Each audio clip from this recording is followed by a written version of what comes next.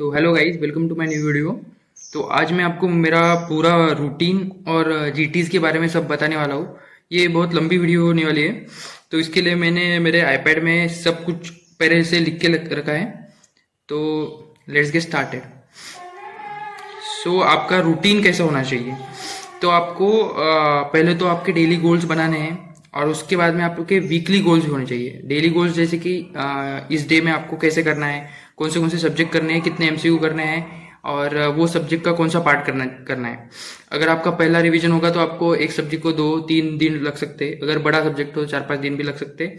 तो इसके हिसाब से आप अपने डेली गोल्स बना सकते हैं। सबका इंडिविजुअल अलग होगा डेली गोल्स।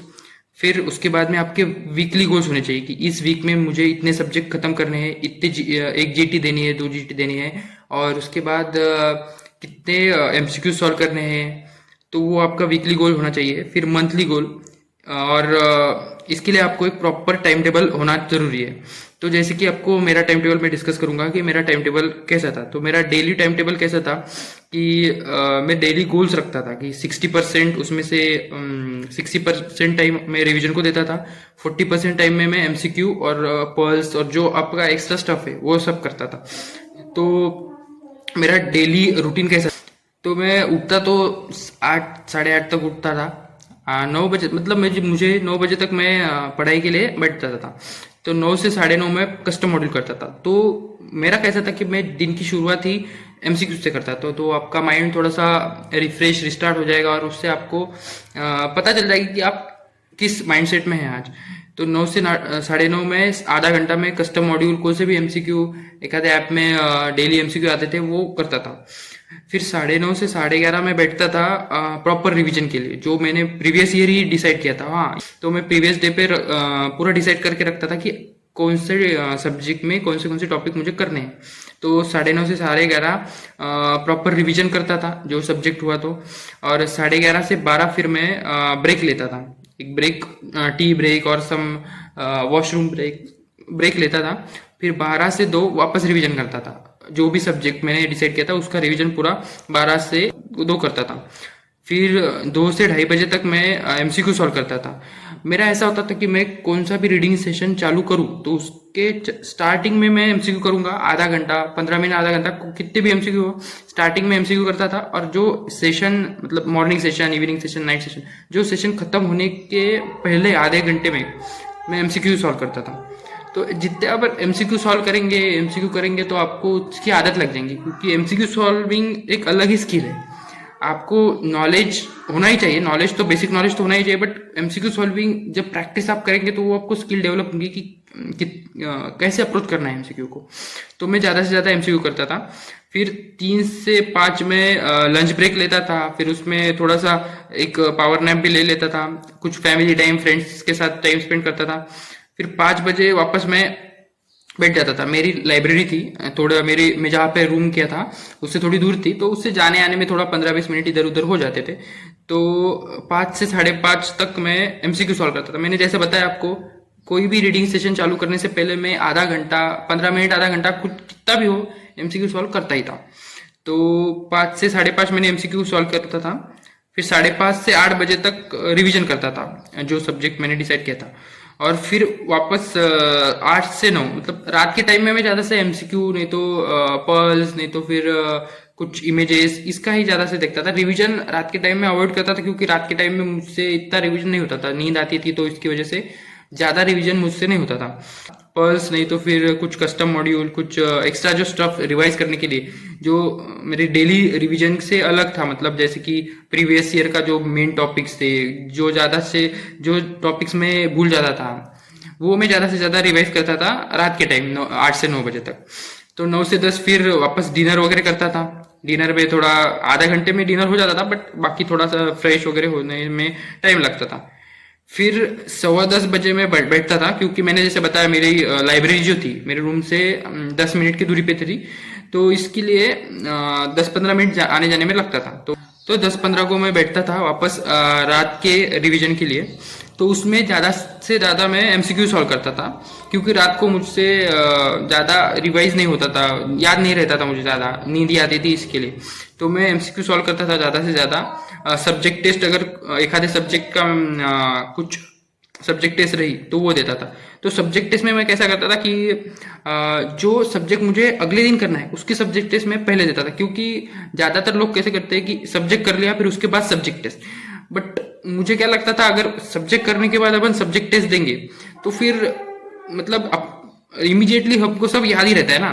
तो सब्जेक्ट करने से पहले अगर सब्जेक्ट टेस्ट देंगे तो कैसा होता था कि आपके क्या वीक पॉइंट्स है, क्या आप भूल रहे हैं, वो सब पता चल रहा था। फिर उस अगले दिन जो सब्जेक्ट करना है तो उसमें अपन ये ध्यान रखेंगे कि पिछले दिन हमको ये याद नहीं आया था, तो उसकी वजह से अपन इम्प्रूवमेंट कर सकते हैं। तो मेरा अप्रोच ऐसा था कि सब्जेक्ट टेस्ट में सब्जेक्ट करने से पहले देता था पहले दिन, और फिर मिनी टेस्ट भी देता था, वो भी सब रात को ही देता था। मैं ज्यादा से ज्यादा test, mini test, subject test और कुछ अगर क्वेश्चन मॉड्यूल सॉल्व किए तो वो रात को ही देता। फिर सब्जेक्ट वाइज रिवीजन मेरा कैसा था, तो सब्जेक्ट वाइज रिवीजन मैंने जैसे कि मैंने पिछली वीडियो में बताया था, मैंने इंटर्नशिप के बाद वाले अटेम्प्ट में ज्यादा से ज्यादा मेन नोट्स पढ़े थे। तो इसकी वजह से मुझे अगले साल के प्रिपरेशन में ज्यादा टाइम नहीं लगा। तो मैंने 3 महीने ये एमओशिप की, फिर उसके बाद मैंने फरवरी से ये चालू किया रिवीजन, प्रॉपर रिवीजन चालू किया। तो मैंने वैसे 5 रिवीजन किए थे, बट यहाँ पे मैं 3 ही रिवीजन लिख पाया हूँ। तो ये इसकी वजह से मैं यहाँ पे 3 रिवीजन डिस्कस करूंगा। तो सबसे पहले रिवीजन में मुझे एनाटॉमी के लिए 2.5 दिन लगे थे। फिर बायोकेम, फिजियो, फार्मा, पैथो ये सब 2-2 दिन में किया था। फिर एफएमटी 1 दिन में ही किया था। माइक्रो के लिए 2 दिन लगे। माइक्रो के लिए मुझे हमेशा ज्यादा टाइम लगता था, थोड़ा मेरा माइक्रो और बायोकेम थोड़ा वीक था इसलिए। पीएसएम मैंने 2 दिन में किया था। फिर ईएनटी ऑप्थाम एक दिन में। सर्जरी मेडिसिन ऑप्स के लिए 3-3 दिन लगे थे। फिर पीड्स के लिए 2 दिन। फिर ऑर्थो और सब जो छोटे छोटे सब्जेक्ट है उसके लिए 1-1 दिन। और रेडियोडर्मा मैंने 1 ही दिन में किया था, और साइकेट्री एनेस्थेसिया भी मैंने 1 दिन में किया था। ये जो आपको लग रहा होगा कि पहला रिवीजन इतना फास्ट कैसे हो गया, तो ये रिवीजन मेरा इंटर्नशिप के बाद वाले अटेम्प्ट में है। तो इसकी वजह से क्या हो गया, तो मेरा पहले ही मैंने पूरा सब सिलेबस कवर कर लिया था, तो इसलिए मेरा थोड़ा जल्दी रिवीजन हुआ। तो अगले रिवीजन में मेरा जैसे कि आप देख सकते हैं कि टाइम थोड़ा कम लग रहा, जैसे कि 1-1 दिन में सब सब्जेक्ट हो गए। फिर सर्जरी मेडिसिन उसके लिए 2-2 दिन लगे, पर लास्ट का जब रिवीजन था तो मुझे 1-1 दिन लगता था। मेडिसिन 1 दिन में मैंने किया था लास्ट रिवीजन में, वो भी जो है भी 1 दिन में, सर्जरी भी 1 दिन में। सर्जरी को थोड़ा सा ज्यादा टाइम लगता था मुझे, सर्जरी एनाट को ज्यादा टाइम लगता था। सर्जरी 1 दिन से थोड़ा सा ज्यादा होता था, अगले दिन में थोड़ा सा मॉर्निंग सेशन में लगता था, बट हो गया था। फिर रिवीजन तो लास्ट के 7-8 दिन में मैंने पूरा सिलेबस रिवाइज कर दिया था नीट के पहले। जीटी डे, तो जीटी डे आपका कैसा होना चाहिए, जीटी के बारे में मैंने अभी तक किसी भी वीडियो में डिस्कस नहीं किया था, तो इस वीडियो में मैं प्रॉपरली सब लिखा है। तो उसकी वजह से पूरा आपको मैं जीटी डे के बारे में बताऊंगा। तो जीटी डे आपका टाइमिंग क्या होना चाहिए, तो आपको ज्यादा से ज्यादा ट्राई करना है कि संडे को ही आप जीटी दो। संडे को अगर जीटी दोगे तो एक फायदा ये होगा कि हमारे एग्जाम भी संडे को रहती है, तो अगर संडे को जीटी अपन देंगे तो हमारा माइंड उस तरह अडेप्ट हो जाता है कि संडे को अपन को जीटी ही देनी है। और जीटी का टाइमिंग होना चाहिए सुबह 9 से 12:30, क्योंकि एग्जाम भी अपना 9 से 12:30 रहता है, तो जीटी उस टाइम में ही अपने को देनी है। तो एक तो आपको याद रखना है कि आपको कॉन्फिडेंट होना है जीटी देते टाइम। आपका जितना भी सिलेबस कवर हो गया है उसके हिसाब से आप कभी भी जीटी दे सकते हैं। अभी मतलब आप अभी अगर आपने थोड़ा 50% अगर सिलेबस कर लिया तो आप जीटी देना स्टार्ट कर सकते हैं, क्योंकि जितना आप लेट करेंगे उतना आपको माइंड को ये आदत लग जाएगी कि इतना हो जाने के बाद करेंगे, इतना हो जाने के बाद करेंगे। पर आपको अभी स्टार्ट करना है जीटी देना, तो आप एग्जाम के पहले उस स्कोर तक पहुंच पाएंगे जो आप नेसेसरी है, 140+, 150+ जो चाहिए उस स्कोर तक आप पहुंच पाएंगे। तो अभी आपको जीटी देना स्टार्ट करना है। तो जीटी देते टाइम आप पूरे रिलैक्स रहने चाहिए, जितना पॉसिबल हो कॉन्फिडेंट रहे। तो आपकी अप्रोच क्या होनी चाहिए जीटी के टाइम, तो आपका एक अप्रोच होना चाहिए कि आपको सब क्वेश्चन के ऑप्शन पूरे पढ़ने हैं, रीड ऑल ऑप्शंस। तो सारे ऑप्शन अगर पढ़ेंगे तो ही आप ज्यादा स्कोर कर पाएंगे, क्योंकि कभी कभी आपने वो क्वेश्चन किया होता है, आप डायरेक्ट आंसर पे जाते हो, बट कभी कभी थोड़ा ट्विस्ट होता है क्वेश्चन में जो आप इग्नोर कर जाते हो, जैसे कि नॉट, एक्सेप्ट, ये सब आप इग्नोर हो ही जाते हैं। मेरे भी होते थे, मैंने लास्ट रियल एग्जाम में भी कुछ ऐसे 2-3 सिली मिस्टेक किए ही है, तो सब करते हैं। तो आपको सारे ऑप्शन पढ़ने हैं, सभी ऑप्शन अगर आप पढ़ेंगे तो आप एक एकदम करेक्ट आंसर पे आ जाएंगे।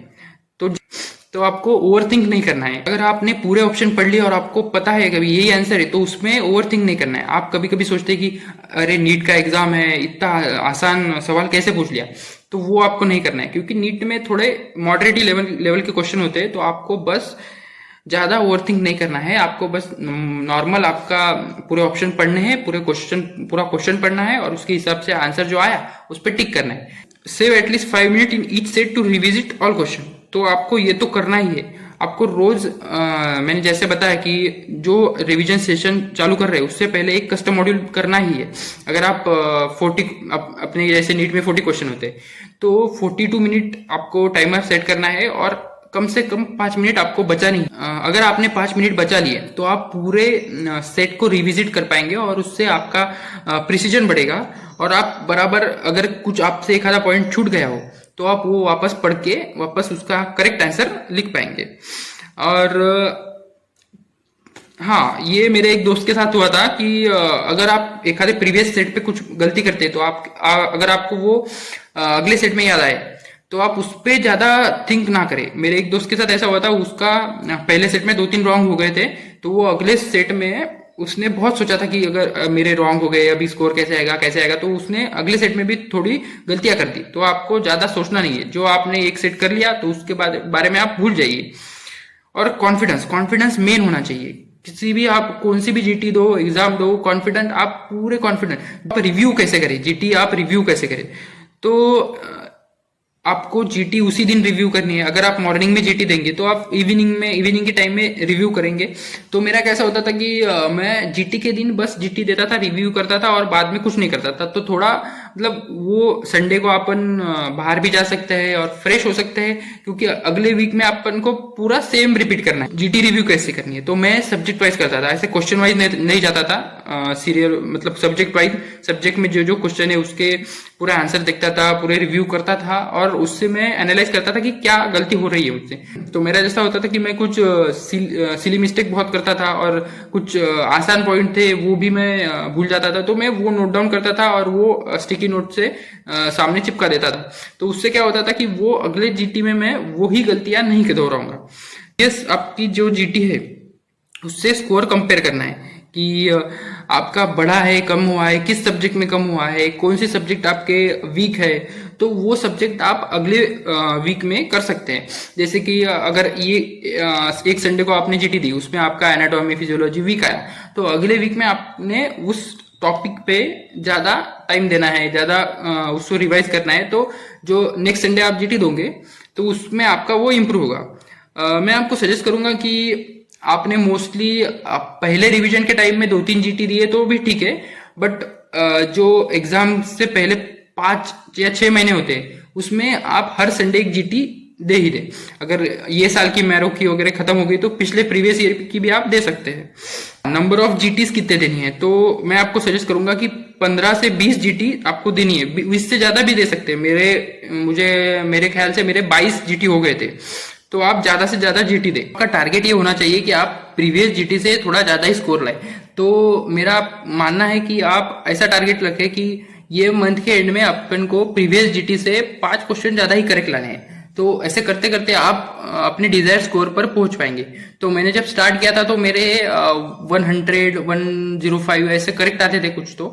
तो उससे मैंने धीरे धीरे इंप्रूव किया तो 125 तक करेक्ट आने लगे। बट ऐसा एक पॉइंट आता है जहां पे आप वो जीटी स्कोर में स्टक हो जाते हो। मेरे 125 आते थे तो उसके आगे मैं बढ़ ही नहीं पाता था।